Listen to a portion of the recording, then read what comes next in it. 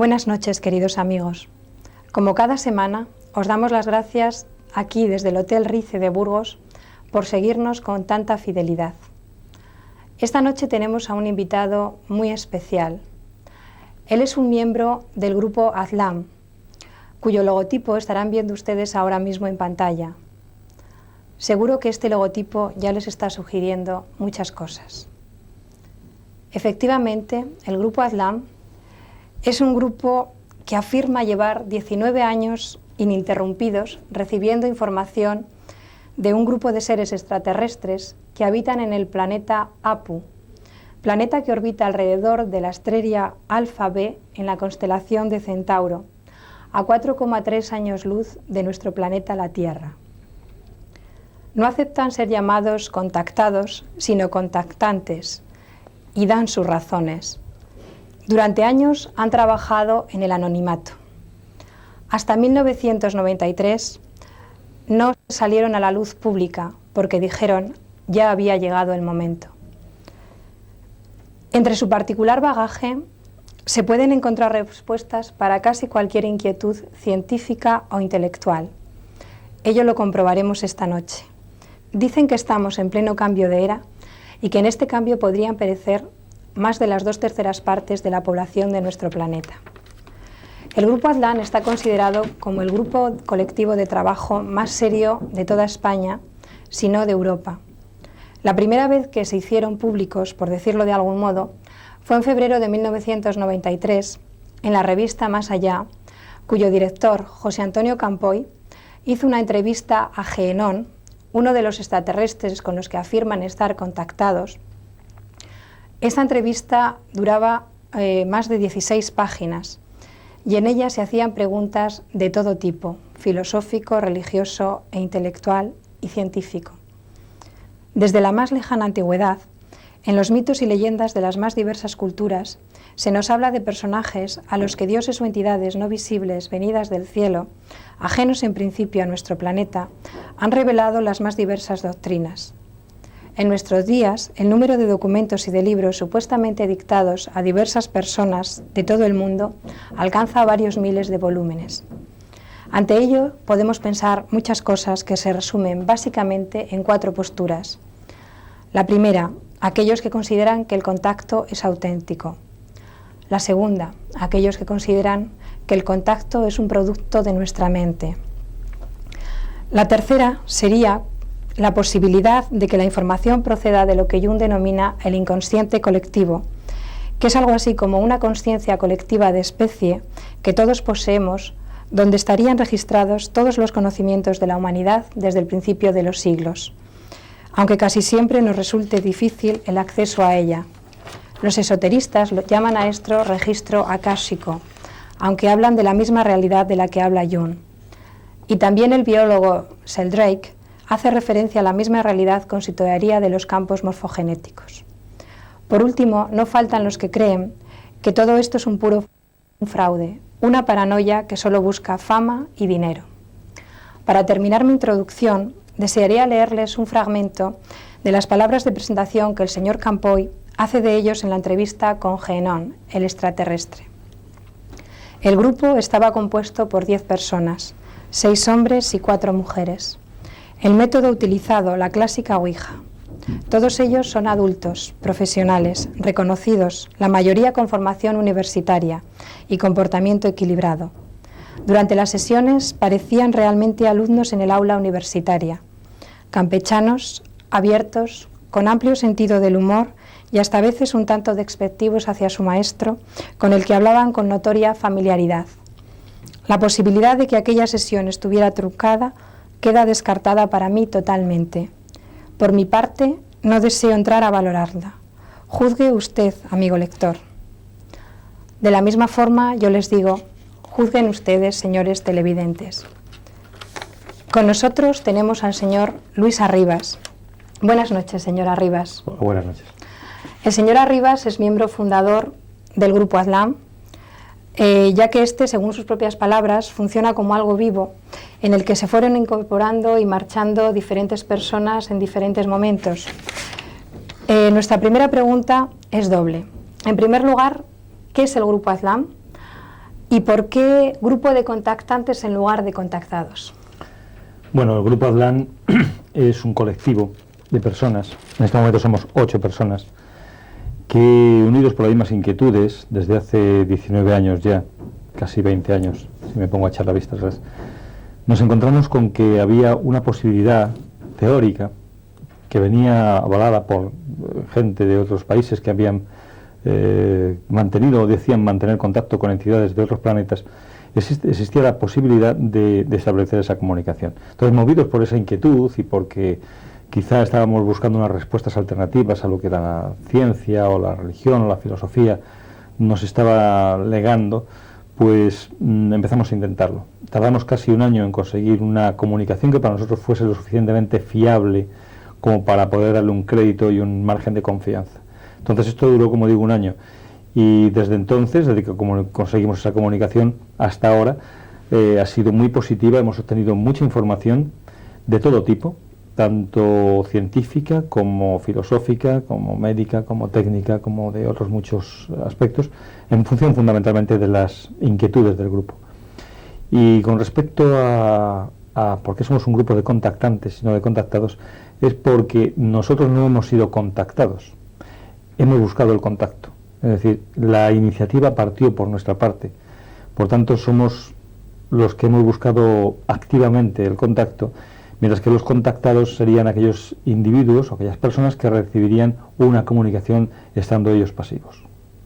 En este caso, nuestro grupo, con esa información, no solamente la recibe, sino que la trabaja, la elabora, saca sus hipótesis de trabajo, las confronta con lo que la ciencia de nuestro planeta ha conseguido averiguar. Y bueno, pues aquellas inquietudes que van surgiendo a raíz de esas contrastaciones que hacemos, pues nos permite seguir formulando nuevas hipótesis de trabajo, nuevas preguntas que finalmente son respondidas y son, bueno, pues de alguna manera conforman todo una filosofía de vida donde está integrado todo tipo de materias, como he dicho antes, tanto científicas como de tipo filosófico. Ustedes se comunican con ellos a través de la Ouija, según tengo entendido. Aparte de otros sistemas. Aparte de otros sistemas. ¿Puede explicarnos exactamente qué sistemas y, desde luego, por qué comenzaron a relacionarse, a comunicarse con ellos a través de la Ouija, cuando parece en principio un método tan primitivo para relacionarse con alguien tan evolucionado? ¿No? Se supone que son seres humanos que están en un estadio superior de evolución que el nuestro, ¿no? La verdad es que el tema de la Ouija para nosotros fue un descubrimiento. No sabíamos, cuando empezamos no sabíamos que ese instrumento se utilizaba para otras cosas distintas a las que en principio nos habían dicho que servía. Realmente fue un descubrimiento porque, bueno, pues ninguno de los que formábamos el pequeño grupo que era entonces, que éramos 4 personas, pues sabía que aquello podía servir para otra cosa, y aparte de eso nos parecía bastante inverosímil el poder establecer una comunicación con seres que viven en otros planetas a través de un tablero de madera y un vaso de cristal. Sobre todo cuando, bueno, pues los americanos y los rusos están gastando cientos de millones de dólares en conseguir una comunicación a través de métodos tecnológicos avanzados. ¿Qué ocurre? Pues que finalmente no hay nada tan perfecto, tecnológicamente hablando, como nuestro propio cerebro para establecer una comunicación de mente a mente. Las comunicaciones que se pueden establecer, o que los mensajes que están enviando la NASA o otros organismos, pues resulta que están haciéndolo a través de la tecnología que nosotros conocemos, ondas hertzianas o de otro tipo, que se envían al espacio con objeto de obtener una respuesta. Pero podría ocurrir que ese mensaje que están enviando fuese como cuando los exploradores europeos llegaron al centro de África, y los habitantes del centro de África se encontraban con que llegaban unos exploradores, alguien ajeno, y entre ellos se comunicaban a través del tam-tam. El tam-tam lo entendían perfectamente las tribus que estaban allí. Los europeos que estaban llegando no entendían nada. Quizá nosotros estemos haciendo un tam-tam para los extraterrestres en estos momentos. Una tecnología de comunicación que para ello ya está superada hace miles de años y que posiblemente sea tan obsoleta que no la utilicen. ¿Qué tecnología sería la más adecuada para seres muy evolucionados? Posiblemente la telepatía. Muchos de los testigos que afirman haber mantenido un contacto cercano con extraterrestres hablan de comunicación telepática. Es muy posible que la comunicación en estas civilizaciones superdesarrolladas sea ya telepática, por tanto hayan abandonado otro tipo de comunicaciones tan primitivas como las que utilizamos nosotros. Entonces, la forma de comunicación que establecen con nosotros es telepática. Lo que ocurre es que nosotros necesitamos un instrumento ajeno a nuestra consciencia para manifestar esa comunicación telepática, ese mensaje telepático que nuestro cerebro recibe y decodifica. Entonces, cuando se recibe esa comunicación, como el cerebro está acostumbrado a procesar ese tipo de información de los impulsos que le llegan del exterior, por la vía que sea, está acostumbrado a decodificar esos impulsos bioeléctricos y los traduce en pensamientos y palabras. En este caso, una forma ajena aparentemente al propio individuo sería un instrumento que permitiese que esa comunicación que está decodificando el cerebro se manifestase aparentemente, como digo, de forma independiente al individuo que la recibe.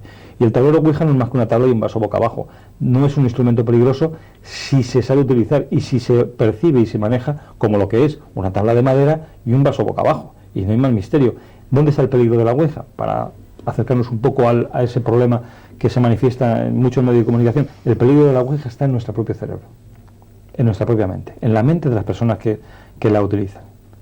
Hay muchas personas que tienen problemas larvados, que están ahí encapsulados en nuestro cerebro, pues quizás desde el propio momento del nacimiento o posteriormente en traumas infantiles o de otro tipo, que no se quieren sacar a la luz, que están encapsulados en nuestro cerebro y que de pronto un mecanismo aparentemente, como decía antes, ajeno a nuestro cerebro, los hace saltar. Y aparecen patologías y aparecen traumas que están escondidos y que ese instrumento hace que afloren. Pero el instrumento en sí, en todo caso, sería un decantador de esas patologías. No es algo que en sí mismo tenga un peligro. Es como un cuchillo, sirve para cortar el pan o para matar a una persona. En cualquier caso, los instrumentos se tienen que saber utilizar. Yo desde aquí recomiendo a las personas que están o que pretendan utilizar la Ouija como algo para comunicarse con entidades espirituales o con extraterrestres, o simplemente para jugar, que tengan mucho cuidado con ello, porque puede ser un instrumento peligroso precisamente por lo que acabo de decir, porque hace aparecer patologías que posiblemente estén larvadas en nuestro propio cerebro. No hay realmente un peligro en lo que es un trozo de madera y un vaso, no hay peligro alguno. El peligro está, como digo, en nuestro cerebro, que es el elemento que utiliza para traducir esos mensajes, que son en el 99% de los casos de nuestro propio cerebro. O sea que para usted no sería un peligro el que podríamos encontrarnos con algún espíritu por decirlo de alguna forma, malvado, que se podría comunicar a través de la Ouija. Yo creo que no. O sea, no lo descarto. O sea, la verdad es que no se puede descartar la posibilidad de comunicaciones con entidades espirituales porque están ahí y además utilizan esos elementos para comunicarse. Lo que ocurre es que es dificilísimo. De la misma manera que es muy difícil comunicarse con entidades extraterrestres. Digamos que nuestro cerebro tiene que tener una práctica de codificación de mensajes ajenos a su propio entorno.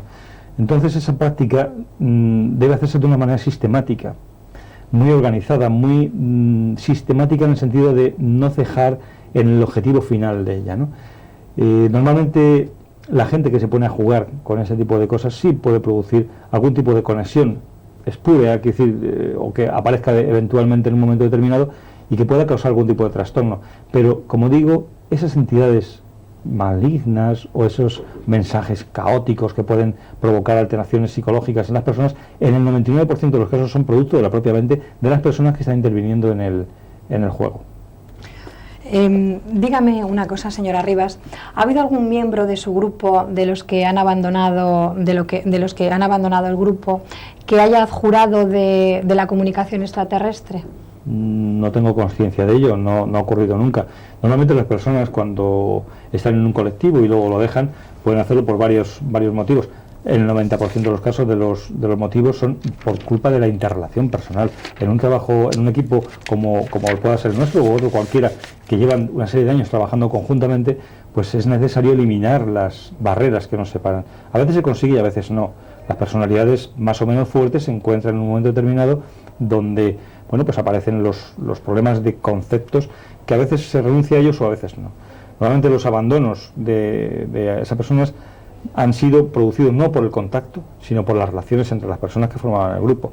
Afortunadamente, el camino emprendido y desarrollado durante 20 años ha eliminado ya por fin ese tipo de problemas, y nuestro grupo ahora mismo es un grupo bastante sólido que permitió, como usted bien decía al principio, el que a partir del año 93 se pudiese desarrollar una actividad hacia el exterior que venía avalada o precedida de una consolidación grupal que tardó en este caso casi 15 años en conseguirse. Ustedes dicen en su libro, en el primer libro que publicaron, que se decidieron a publicarlo porque hay una máxima cósmica que dice todo lo que se recibe es para dar.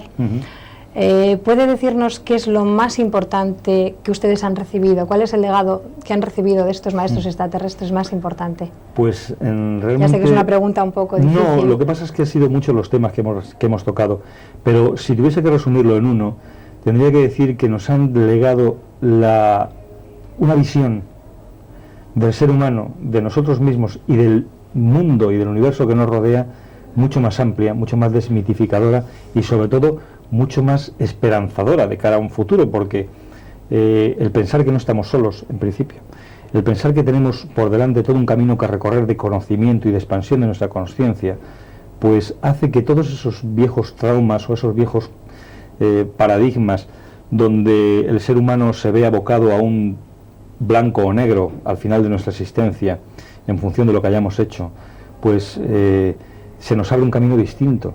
Ellos incorporan como concepto evolutivo la reencarnación, las sucesivas encarnaciones, porque dicen que nuestra alma, o nuestro espíritu, necesita vivir muchas experiencias, que son imposibles de vivirlas todas en una sola vida, sobre todo cuando las circunstancias que nos rodean nos impiden llevar a cabo quizá un programa de vida previo que nos hayamos trazado antes de nacer y que por las circunstancias a lo mejor podemos cubrir un 10% de ese programa. Entonces, tampoco sería justo, por otra parte, que haya personas que vivan pues en las circunstancias en las que viven en el tercer mundo, o circunstancias pues a veces muy poco apetecibles, si no fuera porque existe la ley de la compensación en otras vidas que te van a enseñar o te van a ayudar a recorrer un camino, ¿no? O sea que la evolución está estrechamente relacionada con el tema de la reencarnación, y estos seres nos han abierto una perspectiva bastante más amplia, muy intelectual por una parte y muy cardíaca, en el sentido de muy emocional o muy participante de las emociones por otro lado.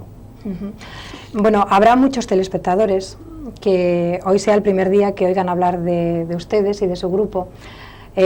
Para estas personas, ¿podría, por favor, ustedes tienen una clasificación que se les ha venido dada por estos extraterrestres, de los organismos vivientes? ¿Podría explicar un poquito todo esto a los telespectadores?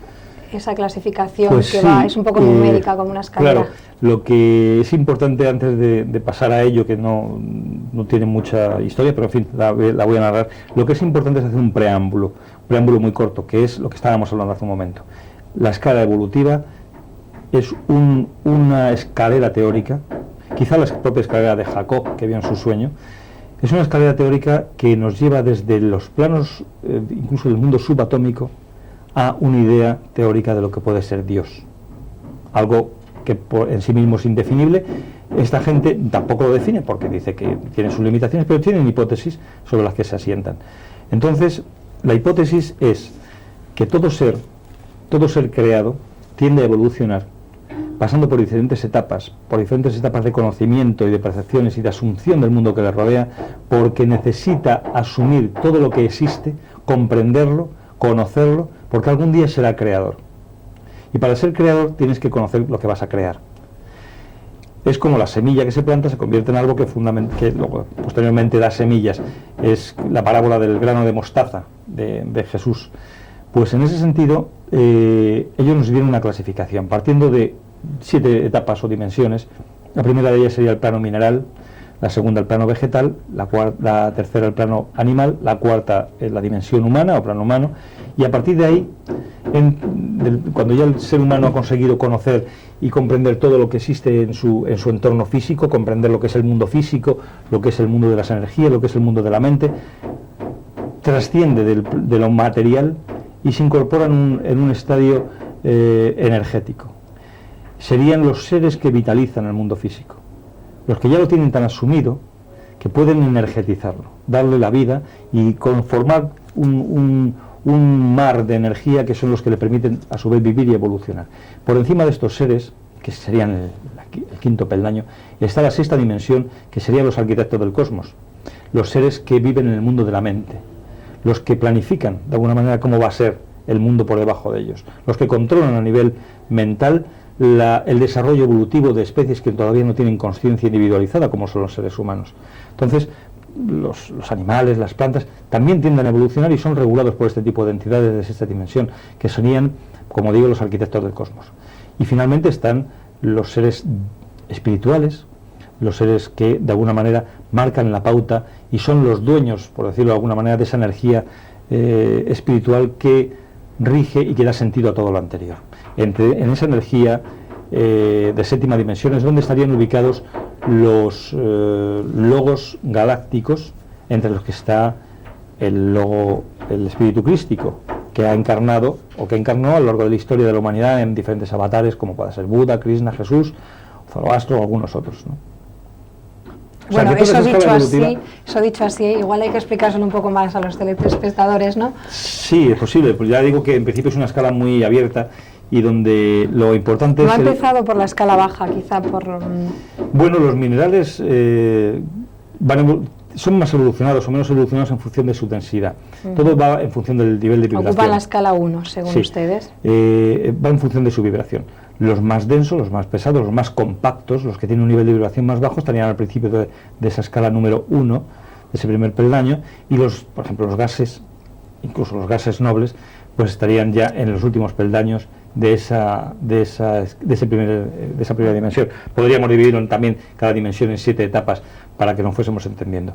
Entonces, los vegetales pasaría lo mismo. Empezaríamos por unos vegetales casi esporas, unas algas muy primigenias, quizá incluso aquellas que provocaron que nuestro planeta tenga oxígeno, unas algas que según la ciencia son algas anaerobias, quiere decir que funcionan o que viven sin aire y que son las que producían el oxígeno del planeta. Durante millones de años estuvieron produciendo oxígeno hasta crear una atmósfera rica en ese tipo de gas. Y los últimos peldaños de la escala segunda o del segundo plano serían esos vegetales tan sumamente evolucionados que prácticamente se confunden con animales, como ciertas especies de algas, no de algas, sino de plantas carnívoras. Hay ciertas plantas tropicales y bueno, las plantas medicinales, por ejemplo, son plantas que son de ayuda a los planos superiores, y los cereales, por ejemplo. Los cereales son unos elementos muy evolucionados en el segundo peldaño.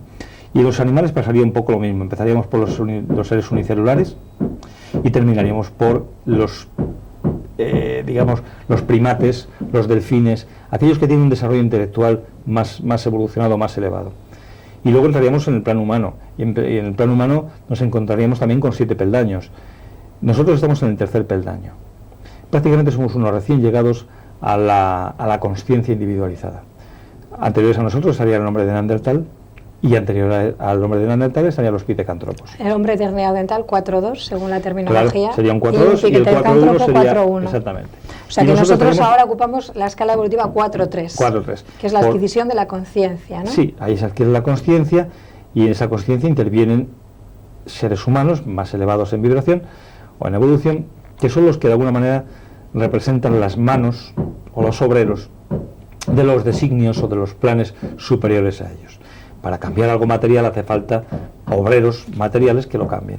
Entonces, parece ser que hubo en principio 2 manipulaciones genéticas del paso de mono al primer hombre homínido, por lo menos un 4-1, que lo que conocemos un 4-1, y posteriormente de 4-2 a 4-3, que sería del hombre de Neandertal al hombre de Cro-Magnon, habría también habido una manipulación genética que representaría de alguna manera también el segundo eslabón perdido que la ciencia no encuentra. Manipulación genética extraterrestre. Por supuesto, es una tecnología extraterrestre que lo único que hizo fue cambiar algunos cromosomas que permitían un desarrollo cerebral más armónico, un desarrollo cerebral donde tendría una conexión mucho más fluida entre los 2 hemisferios cerebrales, y donde además fuese algo que fuese transmisible a nivel hereditario de padres a hijos. Es decir, que esa manipulación genética también influyó fundamentalmente en los genes o en las células sexuales, de tal manera que eso se constituyó una herencia genética posteriormente.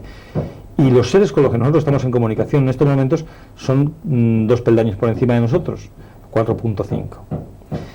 Antes que eso, los 4.4 serían posiblemente muchos de estos avistamientos que se ven en muchas partes del mundo, de naves que vienen, que parece ser que se mueven y que los ves esporádicamente y tal. Suelen ser personajes que vienen a hacernos un favor, en alguna medida, también, como es la recogida de fauna y flora de nuestro planeta que están en peligro de extinción. Hace unos días he leído una noticia en los diarios que hablaba de que los científicos están llegando a la conclusión de que o ponemos un coto y hacemos algo, o están desapareciendo especies vegetales y animales en este planeta, de orden de 25.000 especies diarias de especies vegetales y animales, que nunca más van a volver a aparecer porque están extinguidas. Y todo esto por el tipo de deforestación que estamos llevando a cabo, el tipo de aniquilamiento de especies y sobre todo por la contaminación de todo tipo que estamos provocando en nuestro planeta. Entonces, estos seres que son un poco más conscientes que nosotros y aman mucho más la vida, aparentemente, que la amamos nosotros, preservan a estos animales y a estos vegetales y los preservan en lugares adecuados, o bien en forma de semillas, o bien en forma de embriones fecundados o óvulos fecundados o tal, para posteriormente ser trasplantados nuevamente al planeta para que puedan desarrollarse. Entonces nuestro planeta está enfermo, según ellos. Nuestro planeta necesita ayuda. Nuestro planeta necesita ayuda. Somos una especie bastante bárbara, los seres humanos de este planeta. No nos damos cuenta de que estamos destrozando el único sitio donde tenemos para vivir. Y el destrozarlo significa que no estamos haciendo nada para nuestros hijos y nuestros nietos. Estamos dejando un planeta esquilmado. Y claro, ellos lo están viendo y dicen que así no vamos a poder ir a ninguna parte. De hecho, nuestro planeta, como planeta habitado, pertenece a una organización que se llama la Confederación de Mundos Habitados de nuestra galaxia, que está conformada por todos los planetas habitados. Unos están de hecho, como nosotros estamos de hecho, por ser un planeta habitado, y otros de derecho. De derecho significa que han alcanzado una consciencia suficientemente armónica y ecológica en su planeta como para poder pertenecer con garantías a una organización que se dedica a ayudar a otros planetas en circunstancias similares a las nuestras. Pero, como digo, eso es un... Ahí, por ejemplo, ¿qué planetas estarían? Bueno, hay bastantes planetas, de toda la galaxia hablo, no solamente de nuestro sistema solar. En nuestro sistema solar hay algunos lugares que tienen humanidades donde están viviendo, por ejemplo, en satélites de Júpiter como Ganímedes y Europa, en otro satélite que se llama Titán, un satélite de Saturno que se llama Titán, y en algunos lugares como Venus parece ser que hay alguna civilización, Neptuno. Eso parece contradictorio con la ciencia oficial que dice que en Venus es imposible la vida. No, es imposible la vida bajo los parámetros que ellos lo analizan y sobre todo bajo las informaciones que mandan las ondas que envían ellos. Lo que pasa es que efectivamente quizá en la superficie del planeta pueda ser bastante difícil el vivir en un momento determinado, pero no solamente se puede vivir sobre la superficie del planeta. Hay zonas en el interior del planeta que se puede haber creado un clima, una ecología, un hábitat como para poder vivir en él. O sea que según sus informaciones el planeta Venus está habitado, pero en el interior. Sí, hay zonas que están habitadas en el interior.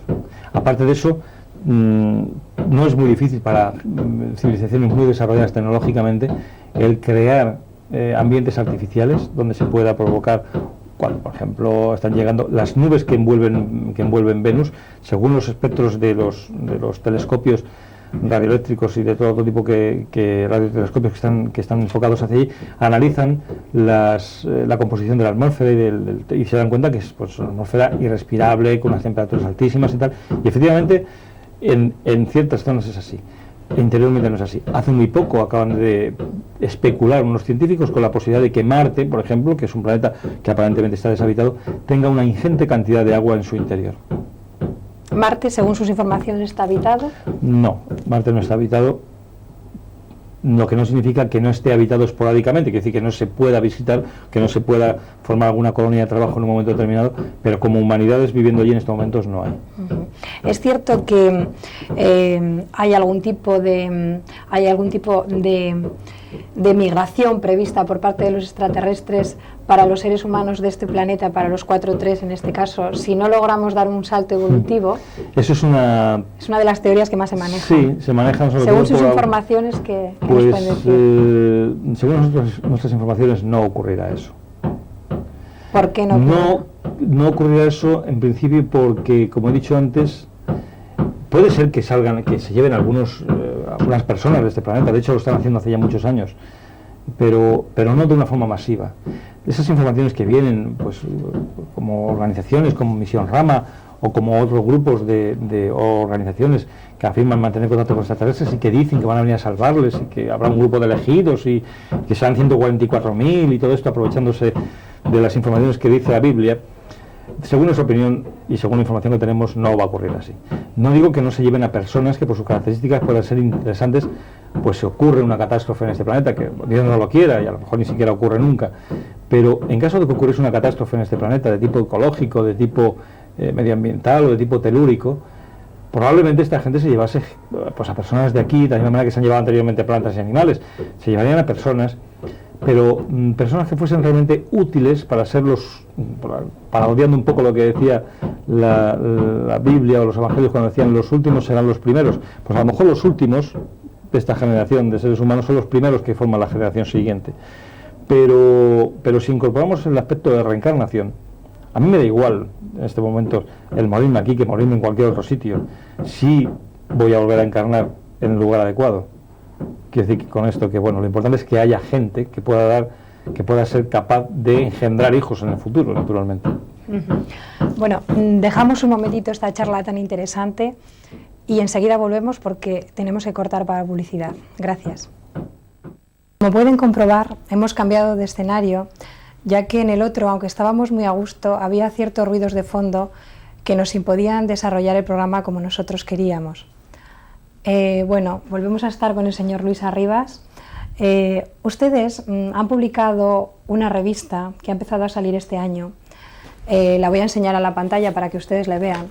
Este es el primer número y esta revista se titula Generación 4.4. ¿Puede decirnos por qué este título?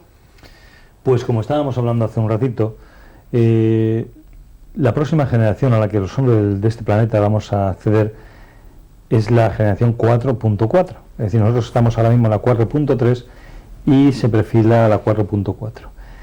Tratando de encontrar un nexo de unión entre las dos generaciones, se nos ocurrió que, puesto que había muchas personas que nos pedían información acerca de lo que íbamos recibiendo, de lo que nosotros llamamos nuestros hermanos mayores, pues pensamos que podríamos abrir una ventana a esa nueva generación por medio de una publicación que recogiese no solamente las informaciones que vamos recibiendo de ellos, sino también las de otras muchas personas que, sin estar vinculadas a nuestro grupo, sin embargo sí tienen cosas que decir y que quizá no tienen facilidad para poder publicarlas en ningún sitio.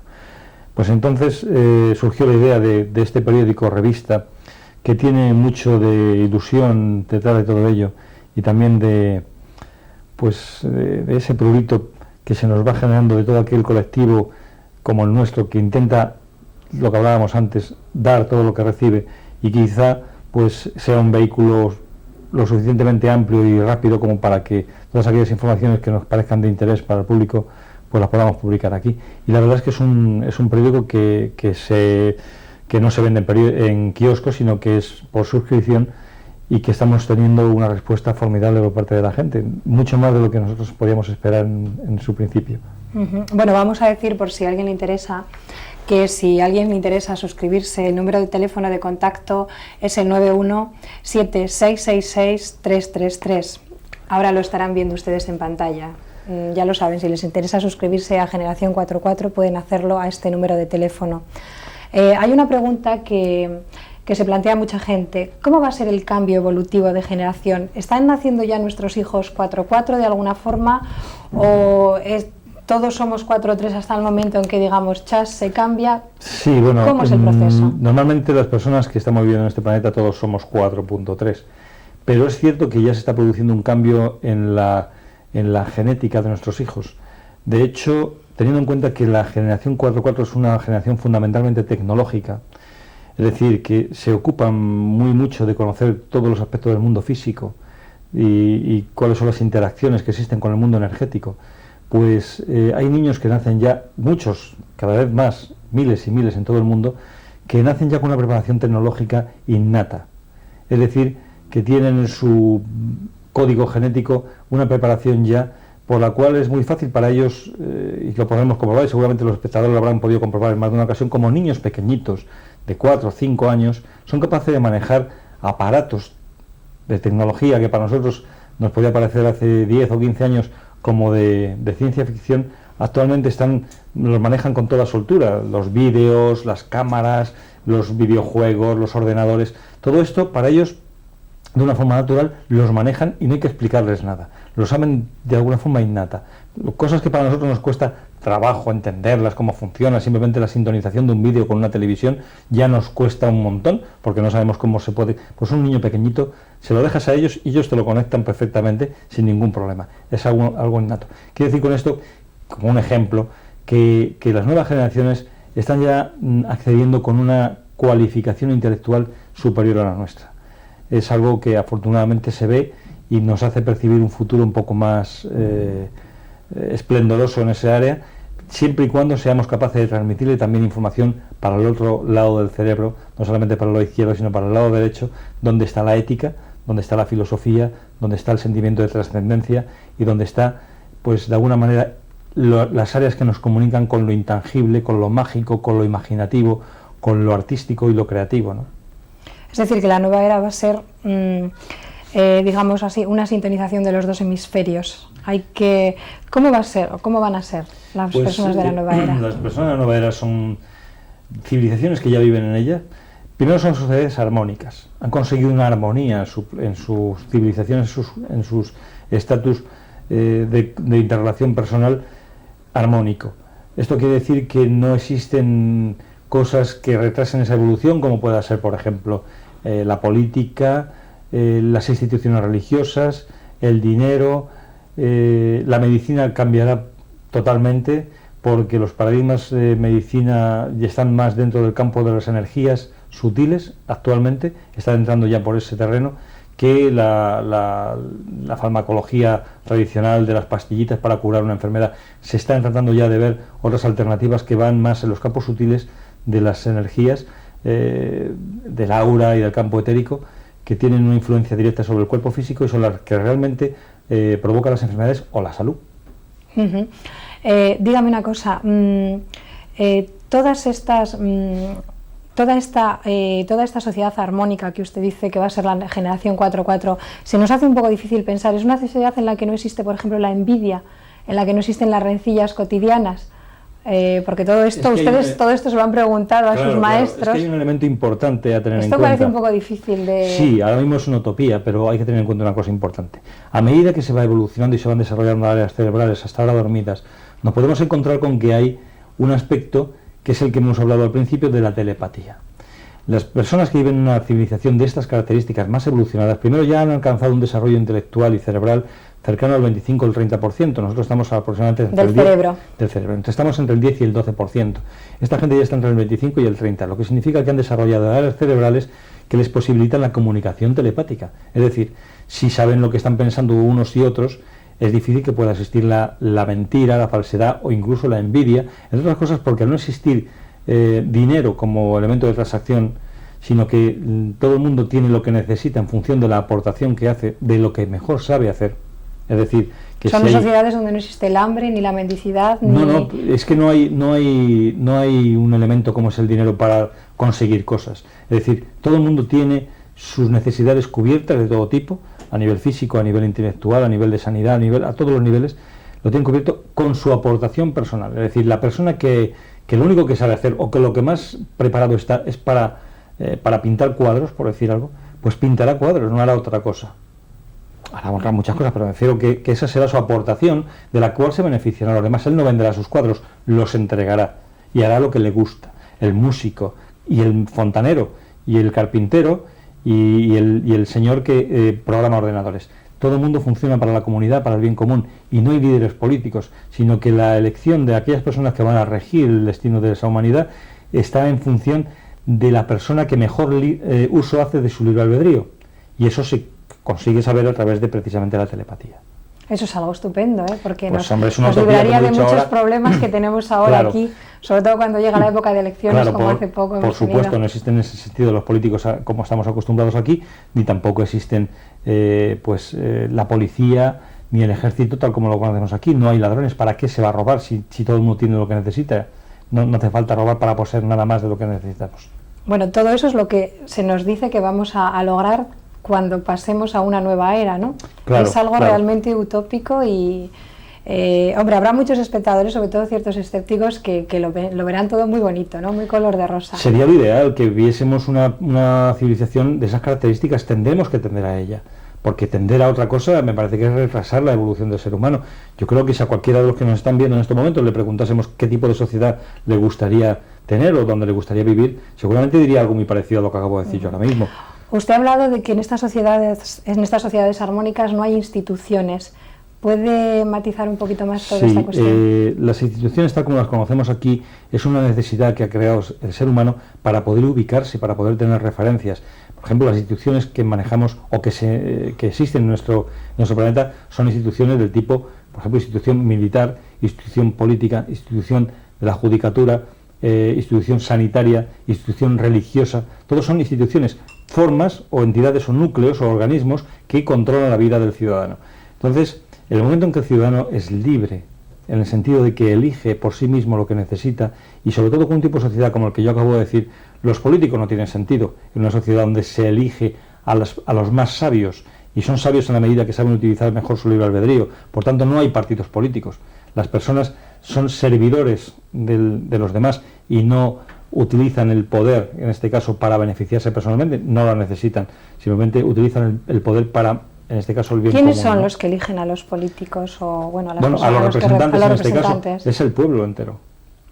Quiero decir, es que hay que manejar eso que decía yo antes, la capacidad de leer el pensamiento. Si yo sé que uno está pensando de determinadas formas, tiene unos conceptos determinados de la vida y de las relaciones con los demás, y no son, digamos, dirigidos al bien común, evidentemente esa persona nunca va a ser elegida para eso.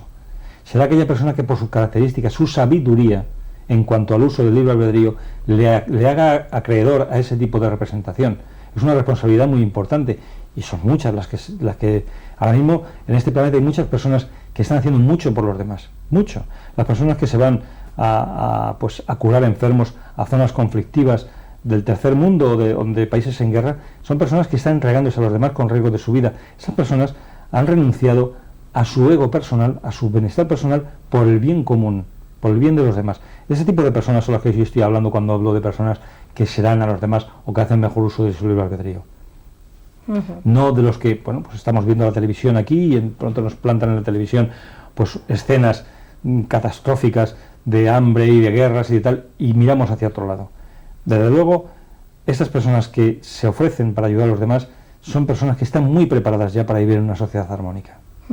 Bueno, resumiendo, lo más importante, según yo lo he entendido, es la capacidad telepática que se supone que podremos tener en el futuro. Es una llave. Que no podemos engañar a nadie ni engañarnos a nosotros mismos, porque los otros pueden leernos el pensamiento. Entonces, a partir de ahí no puede existir la mentira. Seremos transparentes de alguna manera. Sí, eso es lo más... Es como, en estos momentos podríamos hablar de la sinceridad entre las personas.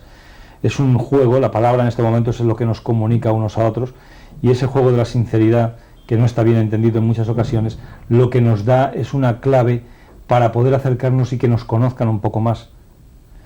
Es muy difícil porque en estos momentos tenemos muchos escudos mentales, muchas trabas mentales que nos imposibilitan esa comunicación de unos con otros. Nunca, como no tenemos telepatía, no sabemos cuáles son las intenciones que hay detrás de esas palabras, pero en un mundo donde esa barrera se ha saltado ya, donde ya existe una comunicación por encima de las palabras, evidentemente se ha saltado la barrera del conflicto entre las personas.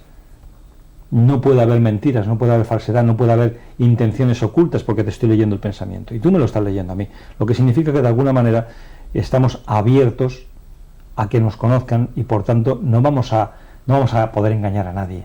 La nueva generación se basa en ese tipo de cosas, en que hay una transparencia total en la forma de pensamiento de unos y otros y por tanto sabemos muy bien con quién nos estamos jugando los cuartos.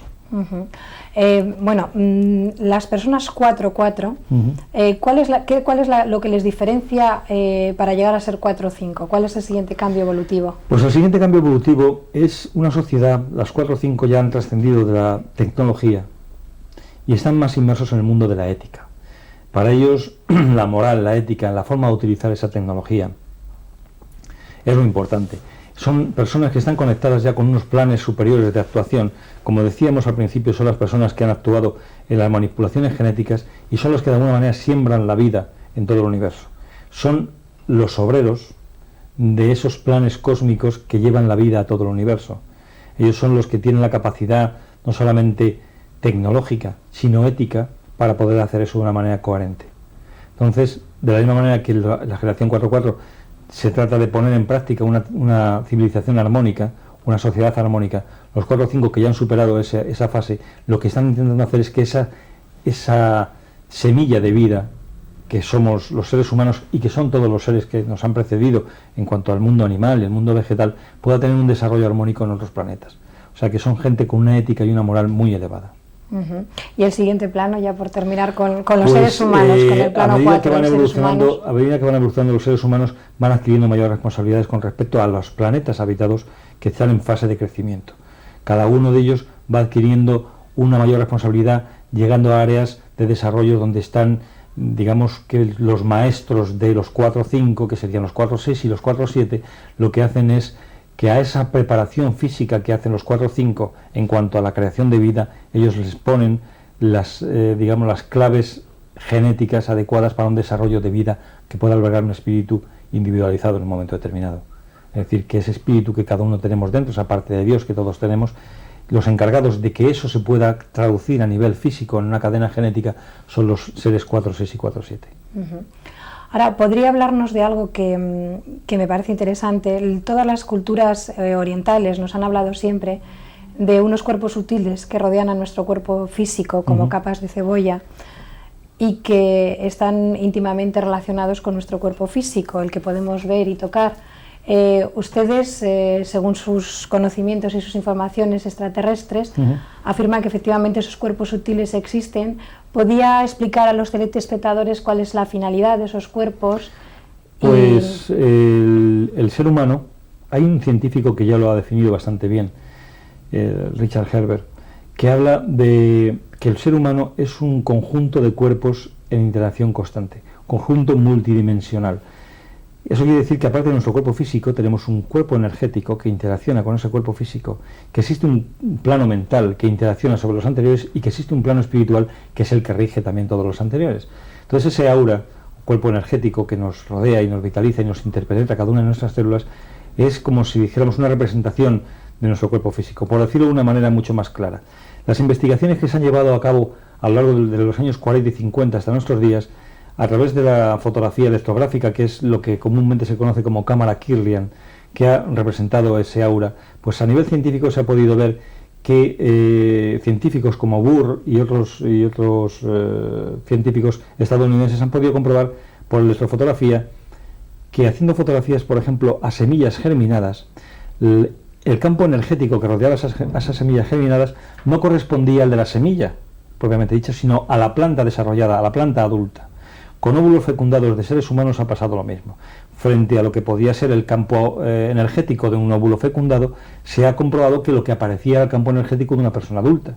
Lo que quiere decir es que hay un patrón energético que, de alguna manera, sirve como plantilla de crecimiento de todo el desarrollo celular cuando un óvulo es fecundado. Es decir, que somos lo que previamente energéticamente ya somos. Se crea una plantilla energética, holográfica en este caso, porque es tridimensional, y esa plantilla es la que sirve de patrón o guía para que el crecimiento celular de un óvulo fecundado vaya adaptándose a esa plantilla a lo largo de los años. De tal manera que ese campo energético, cuando está alterado, es el que produce disfunciones físicas y cuando está en armonía es el que nos da la salud. Se ve alterado también muy frecuentemente y generalmente por nuestros procesos mentales. Un estado de equilibrio mental, de pensamiento positivo, de armonización con lo que nos rodea, tanto sean seres humanos como animales, vegetales o minerales. Esa armonización con el entorno, ese pensamiento positivo, es el que permite que nuestro cuerpo energético esté equilibrado y esté vitalizando correctamente cada una de nuestras células. Por eso también es una frase que dicen muchos los científicos y los médicos más avanzados en esta investigación, es que no hay enfermedades sino enfermos. Somos nosotros mismos los que nos provocamos generalmente nuestras enfermedades. Y la medicina psicosomática en este caso está dando muchos pasos. Bueno, no queremos terminar el programa sin preguntarle, usted ha hablado antes del espíritu crístico en la primera parte del programa. Es que nos queda muy poquito tiempo porque el señor Arribas se tiene que marchar, tiene que coger un tren. Entonces vamos un poquito a carrera. Pero ¿podría definirnos exactamente cuál es la información que usted tiene? El espíritu crístico supongo que se refiere a Jesucristo de alguna forma. Sí, bueno, el espíritu crístico es una energía de alta vibración que está ubicada, podríamos decirlo, en ese plano séptimo o donde están los seres espirituales y que tiene como misión y está muy relacionado con nuestro sistema solar y concretamente con nuestro planeta Tierra como civilización o como cultura en desarrollo. ese espíritu crístico, a lo largo de los años desde que apareció el ser humano consciente, ha ido encarnándose en diferentes personas. En Krishna, en Rama, en Buda y en Jesús. Jesús encarnó el espíritu crístico durante su vida, sobre todo durante su vida pública fundamentalmente. Ya Jesús era un ser muy evolucionado, pero al incorporar el espíritu crístico se convirtió en un ser muy especial. Este espíritu crístico, por su vibración, por su altísima vibración, no podía estar todo el tiempo dentro de un ser humano como era Jesús, por muy evolucionado que estuviera. Estaban solamente en determinadas ocasiones. Y Jesús en su vida así lo decía: yo no soy yo, sino que soy uno con mi Padre, en el sentido de que uno mi energía a la de mi Padre en un momento determinado, y llamando Padre al generador, en este caso, de esa energía crística, que no deja de ser otro que el Dios Padre o Dios creador de todo, cuya representación está dentro de nuestro corazón. Muchas gracias. Bueno, el señor Arribas es un gran comunicador. Nos da mucha pena tener que terminar aquí la entrevista. Solamente ya enseñarles y decirles que, bueno, ha sido solamente una parte de todo su conocimiento y de todas sus informaciones. Y desde luego, si los telespectadores quieren saber algo más, les recomendamos los libros que ellos han publicado. Les estoy enseñando ahora en pantalla. El primero se titula Los manuscritos de Gehenón, el número 1. Después tenemos los manuscritos de Gehenón número 2, y por último han publicado un libro de inducciones, que es un libro bueno para reflexionar, para abrirlo al azar, para meditar un poquito sobre en momentos un poco difíciles. Sí, son comunicaciones telepáticas directas que están aquí reflejadas tal cual han sido. Bueno, todos estos libros les podéis encontrar en la librería Luz y Vida, o también llamando por teléfono al número que antes hemos dado de Generación 44. Y no sé si quiere usted añadir alguna cosa más, señora Rivas. No, simplemente que lamento que haya sido pues una premura de tiempo la que nos impida tener una entrevista más larga, una charla más prolongada, pero que estoy dispuesto a volver cuando lo desee, a continuar sobre algunos aspectos que quizá han quedado en el tintero y que pueden ser muy interesantes de desarrollar, simplemente como un avance de quizá de lo que pueda ser la próxima generación, que para nosotros es una generación, como he dicho antes, de esperanza y no traumática, como quizá en otras personas o otras organizaciones quieren hacernos ver. La muerte no existe, el ser humano es inmortal y por tanto no hay que tenerle miedo, sino entenderla. Cuando se ha entendido algo, se deja de tener miedo. Así ha pasado toda la historia de la humanidad. Simplemente se nos ha quitado el miedo cuando hemos sido capaces de lanzarnos un poco adelante y ver que entendiendo las cosas se nos quita el miedo. Bueno, con este mensaje de esperanza les dejamos. Esperemos que les haya resultado interesante el programa y les esperamos la semana que viene. Muchas gracias.